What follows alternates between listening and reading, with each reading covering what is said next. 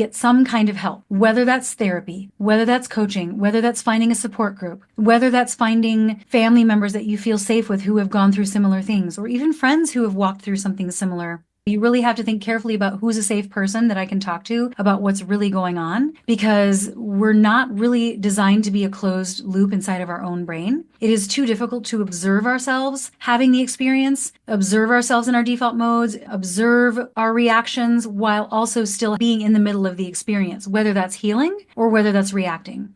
It's hard to play both roles at the same time in the beginning. So you got to find somebody that's going to hold space for you in some way.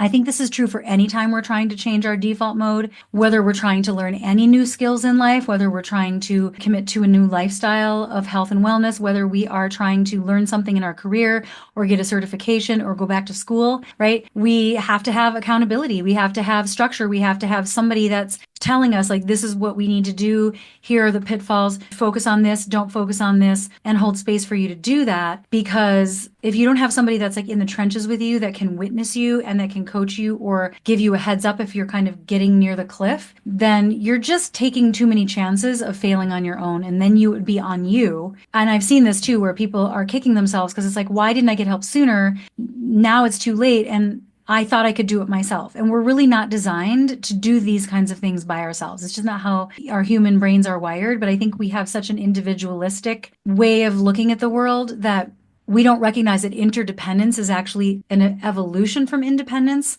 If you stay stuck in like this false idea of individualism where we don't have to need each other at all, and I can do this myself, I can do this myself, that's actually not healthy.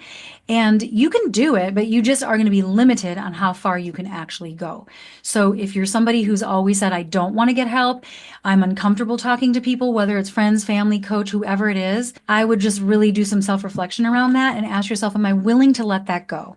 Maybe that's how it used to be, but I'm in a different time now, and maybe I need to let that go because it's not serving me anymore.